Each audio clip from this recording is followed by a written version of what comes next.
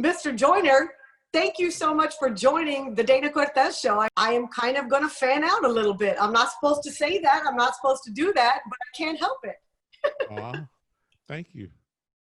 Thank you so much for being here.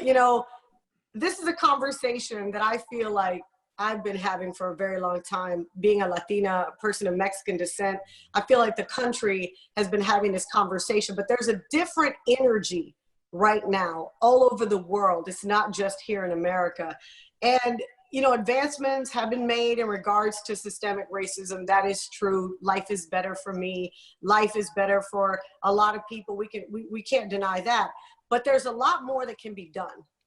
And so change comes sometimes from a place of anger because people get tired of just asking permission, asking the same questions. I just want things to be fair. So what I want to ask you, Mr. Joyner, is what is one major difference in today than when you started radio many years ago? I started during the civil rights era in the 60s. So that was a long time ago, and a lot of conversations, as you said, have been had about racism in America, and a lot of police brutality. Some of which I've had friends, personal friends, because like I said, I lived through. I came up during the civil rights era. I protested with Dr. King. I marched, Selma, Montgomery. Yeah. I came up in a town called Tuskegee, which is full of a lot of black history. And protest was part of our everyday life growing up. I mean, every Saturday we were protesting something. Voter registration, lunch counter desegregation, churches, school, painting Confederate statues black. We did all that every Saturday. And as a kid, I'm a teenager then, and so me, my brother, all my friends, that's what we did on Saturdays. We were protesting something. One particular Saturday, we were protesting the fact that in our nearly all-black town, the one radio station that we had didn't play any black music. No Aretha, no Temptations, no Wilson Pickett, none of that. So it was basically a really bad radio station in general. Because those were the hits at the time. How could they not play black artists? It was a station, and it was a station meant to be played in the stores because all of the commerce was controlled by white people.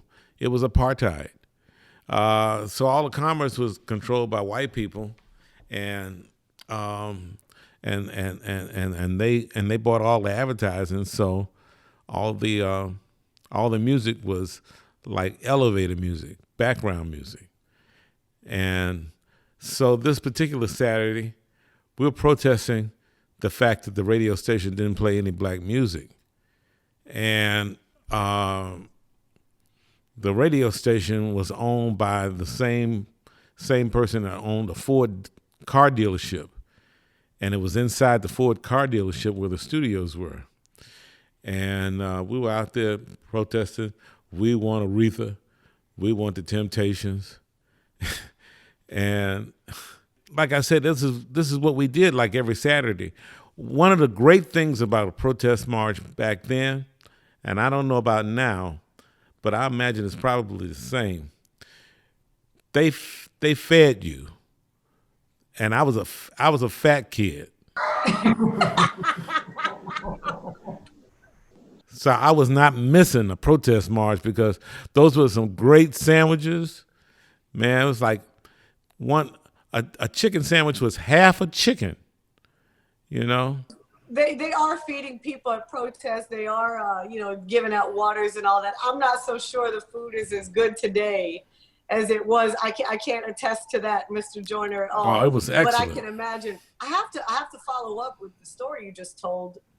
did you get the music played on the radio? Did they come to their senses? And that was my first job in radio. Yeah, the man came outside. He said, "You know what? I see y'all out here every Saturday protesting something, and I don't need this. I don't need this protest march in front of my Ford dealership. I don't care about this radio station. I really want to sell some cars. I don't need y'all out here protesting.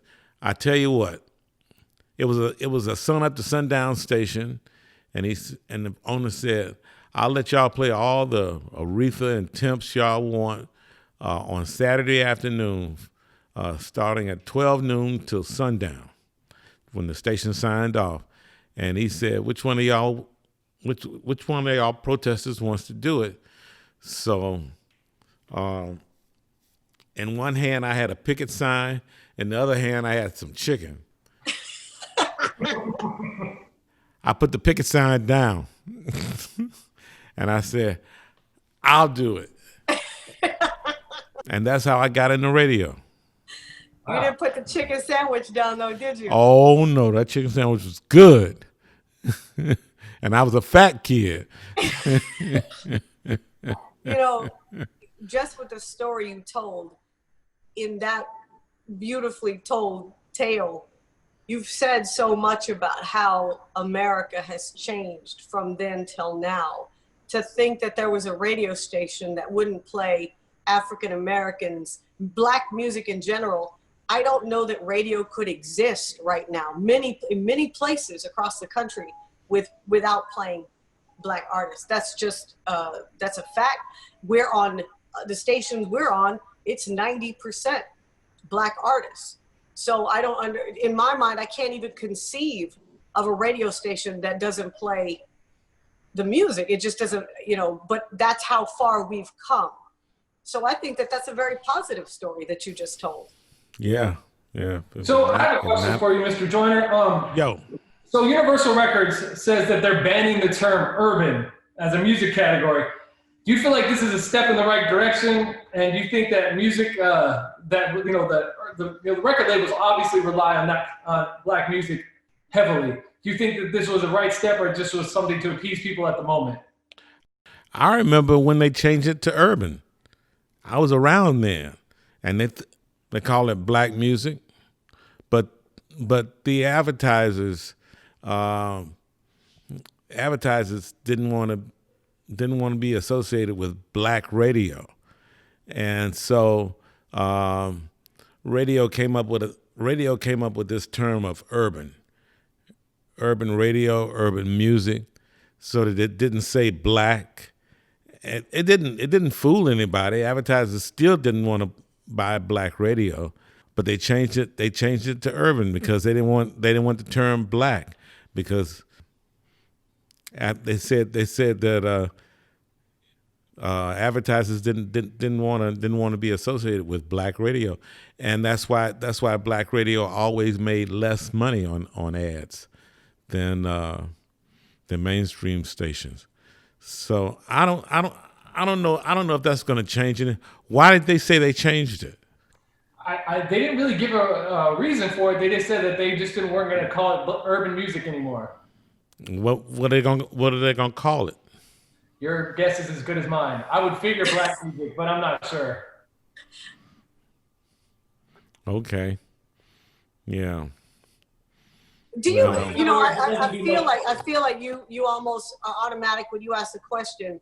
I almost feel like it's a move, kind of like you said. Oh, we're going to call it urban music. You just explained, Mr. Joyner, what that is. I almost feel like it is an appeasement, right? Well, let's do away with this. But then, what are you going to call the music? Why can't you just call it, I don't know, hip hop or rhythmic or whatever? Why was it ever that in the first place? But now we know the history of that. I did not know that you were witness to them going from Black music to urban. And so maybe they feel like it doesn't need to be called that. I mean, there shouldn't be a reason that advertisers don't spend money or spend less money rather on radio stations. Like I said, that play Black music. That would be most of the country. The most listened to music in the world is hip hop. And that is Black music. Yeah, it is. But, I always say, when you want to find the reason for anything, follow the money. The money will always take you to a place of of truth. You know, it's like the NFL and Roger Goodell apologizing. You know, why now? Why say we got it wrong? Why and won't mention Cap's name? And that's really all about money. Roger Goodell doesn't give a damn. But right now, they need to sell some NFL tickets. You know, some season passes. You know, you probably gotten your something in email advertising from DirecTV or somebody saying get your NFL pass for the upcoming season. That's what it's all about. I mean, the money, those passes mean advertising dollars for the NFL, and advertising dollars pays the salaries. It's not the number of people that go to the games. It's the number of people that watch the games that makes the money for the NFL. And Roger Goodell and the NFL, they need to make some money, you know. And the reason I think he didn't apologize to Cap is because of the settlement. You know, they settled with Cap. And I don't think he could apologize. If he did apologize, then he'd have to admit that it was collusion and they settled. You know, he couldn't do that. So it's all about money. You know, now that the Justice Department and the government is stepping in with these different police municipalities. And talking about taking their money and putting it somewhere else. Now we're gonna get some change. The bottom line is it's always the bottom line. Yeah, that's what I say. The bottom line is it's always the bottom line. And I'm glad you brought up the police and all that, because there's this misconception when people say defund the police. People don't really understand that defund means to reallocate some of the money. Police departments have been growing, their finances have grown and grown, while communities of color see less and less money in that community, whether it's healthcare, schools, even mental health facilities. There's nowhere to go. If you have a person in your family who's suffering from mental illness, well, that's just too bad. That's why the homeless population has risen so much. School systems are suffering. People always say, oh, you know, just go to school and get an education. Well, that's not fair. If my neighborhood doesn't have the same school that your neighborhood does, I'm already starting behind. Schools are run down. You know, they're in bad shape. So yeah, take that money from the police and spend it on the communities. Okay, you're gonna get a difference in the police department now. Whenever you affect someone's money, oh, they'll change. All of a sudden, you get a lot of apologies. I saw NASCAR. NASCAR is banning the Confederate flag from all of their races for the first time. Why didn't they do this I was going to say 1865, but there's no cars back then. My goodness, why would they have allowed that flag to be present in the first place? Why now? Like you said, it's the bottom line. They need to sell tickets, and they see that something's different. There's something different happening right now. There is something different happening right now. There's a different attitude. People see racism now where they didn't see it before. You know, they see it, and people have a conscience. And you know, white people who fly the rebel flag and go to NASCAR, now they're out there protesting Black Lives Matter.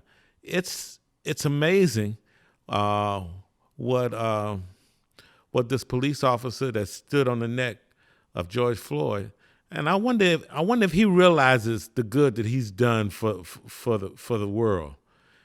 You know, as he sits in jail. Collecting all this GoFundMe money. I wonder if he realizes all the good that is going to come behind the murder of George Floyd. You know, I don't think that he even grasps what's happening when, and I only could watch part of that video, Mr. Joyner. It's just very difficult to even talk about. But for someone to be able to do that to another human being with a smirk on their face and look around and see people filming him and the hands in their pocket, I wonder what kind of man he is when there's nobody filming him. What did he do before that even? Well, he had enough complaints. I think we know what he was doing. I mean, how many complaints did he have before 17 complaints, and I think he'd already shot somebody before as well. I think he had already shot 2 other people. Yeah, and I think what the city council in Minneapolis is proposing to just disband the whole police department is the right thing to do. They obviously have some problems there. I mean, from everything that happened with Philando in 2017 to now that their system is broken, I'm glad to see that they're trying to change it, and hopefully the rest of the country is going to follow suit. Yeah, and I'm very positive that the rest of the country is. Oh, yeah. I am too. Like you said, when I saw Roger Goodell apologize, I said, okay. When I saw NASCAR said no more Confederate flags, I said, okay, better now than never. So the same. Well, with NASCAR, they depend on ads. It's not just Confederate flag, but there's Tide and different oil companies. No one wants to be accused of being racist now, and so they don't want to be associated with anything that's racist. And NASCAR has been racist for so long with the Confederate flag as just a symbol of pride for all of the fans of NASCAR. So advertisers don't want to be associated with anything that's associated with the Confederate flag or Confederate statues. Again, follow the money. Money changes everything. I agree. So you just talked about money. I always find it odd when people assume that if you're educated and Black or brown, you face no racism at all. You've never been told you can't, or you've never experienced racism. That's entirely wrong. So what's your message to someone who says, well, you're rich, why are you complaining about racism, Mr. Joyner? Or why do you care about racism? Well, because I didn't get rich without my culture helping me. So I have to care. If I don't care about my culture, then I'm not rich. Period. Again, I wouldn't make a dime if it wasn't for Black people. So I'm Black first. So everything that affects Black people has affected me, my entire life, my family, and their families. Yeah. I think that's the most beautiful answer you could have given. Thank you so much for that. Is there any message? You've been a voice for the voiceless, Mr. Joyner, for decades, literally. Is there a message that you want to deliver today to them, to the people who've always followed you, and to somebody new who might be listening to your voice for the first time, who's looking for hope and a brighter future? Stay woke, stay positive, keep protesting, and protest. Keep protesting, Protest until hell freezes over. And when hell freezes over, get some skates and keep protesting. And don't put the chicken sandwich down. Yes. Mr. Joyner, thank you so much. Your career, on a personal note, has been something that I've watched. I'm the only Latina in the country with a syndicated morning show, and it's not for a lack of talent. Unfortunately, it's a lack of opportunity. So I'm very grateful to be also breaking some of these glass ceilings. And your career has been quite an inspiration for me to watch. So thank you for all you've done. And I appreciate this time that you've given us and the. I picked a fine time to retire, didn't I? You sure did. Wow. You did. Once all of this is done, we can meet up and break some bread and have, you know, another conversation. Well, come on to Miami. I'll be right here. I will. One day. I will. One day. Okay, on a whole other note, Mr. Joyner, now that you're retired, are you going to go back to playing music? I play music every day in my house. Okay. Yeah. I did not, until I was reading up on you, I did not know that you were part of the Commodores at first. I had no idea. Oh, yeah. Very impressive to me. Thank you. How was that touring with the Commodores during that time? How did it go? Well, we were in school. We were all in school then. We were in Tuskegee.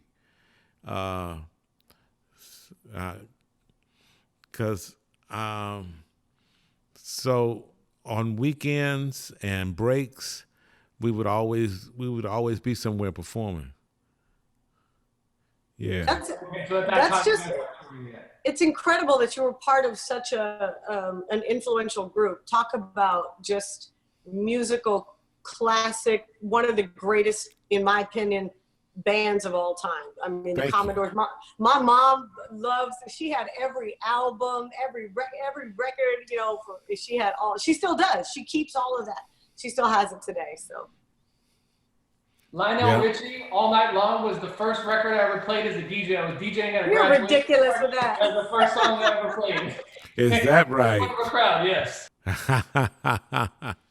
Yeah. I talked to Lionel Richie on the regular. Well, tell him we said hello. I will.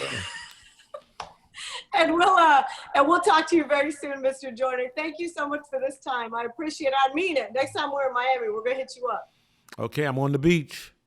Thank you very much. Well, I don't know if we can afford your neighborhood. We're gonna have to meet outside of there, okay? Thank you, sir. Have a great day. Love to your family. Love and light. Please stay safe and healthy. All right, be easy now. All right, bye-bye.